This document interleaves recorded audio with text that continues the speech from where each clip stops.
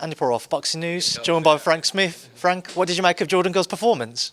Yeah, look, brilliant performance. I think he was obviously the underdog coming in tonight, but we both know, we all know, the performances both those guys have had over the years, some of the fights they've been in, they were both going to bring it. But tremendous win for him and a huge night, and changes his life and career really.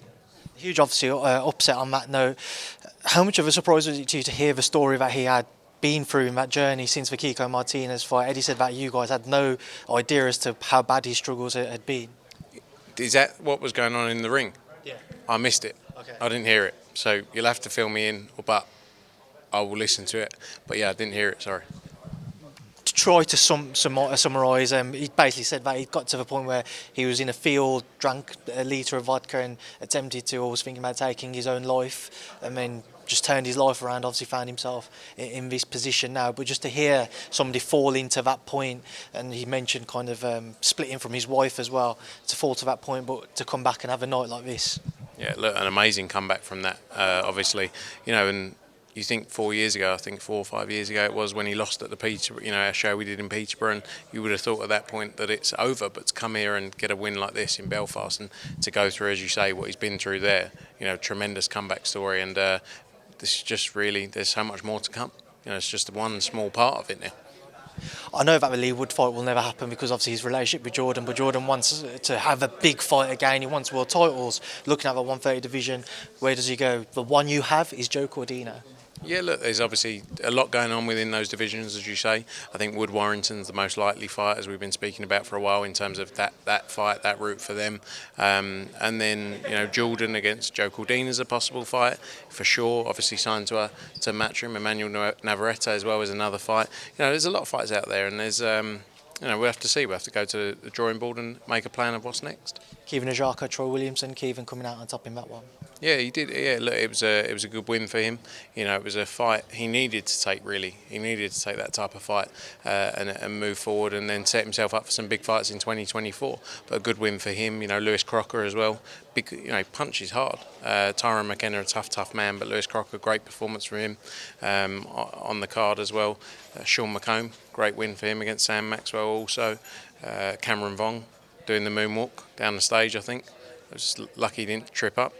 Lee Lai with his professional debut as well tonight. So great card top to bottom, and we always knew it was going to be a great show and a great atmosphere. Obviously following last weekend in Dublin, we needed a big night, and this delivered.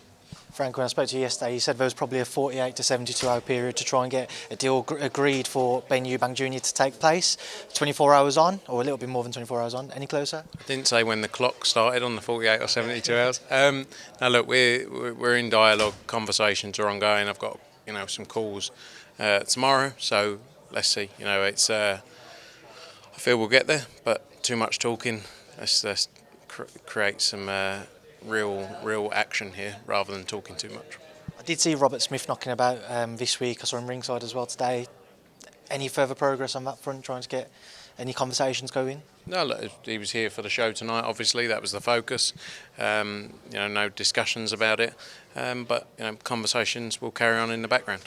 Ryan Garcia has had a bit of a fallout with Oscar De La Hoya, and then he's carried on over social media. What have you made of their interactions? Yeah, look, I don't know the ins and outs, obviously, of the relationship. It's never good to see, especially when a fighter's getting ready for such a big fight, that comeback fight after the Tank fight for Ryan. It's an important night for him. So it's never good to see, but I don't really know the ins and outs. Hopefully they can recover it, and make some peace between the two of them. But first and foremost, Ryan's got to be focused on the fight ahead of him tonight.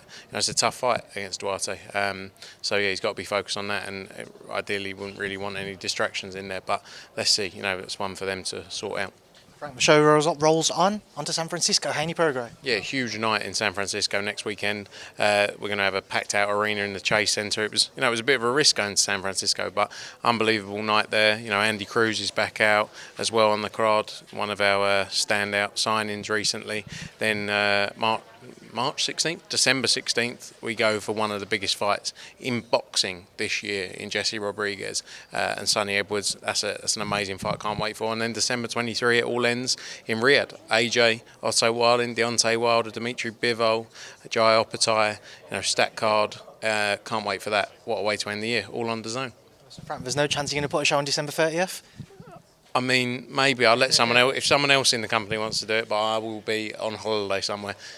Well, Frank, I'll see you plenty of times before that holiday comes about. Thank you for speaking to me, though, and I'll speak to you soon. Cheers, pal. Good to see you. Thanks.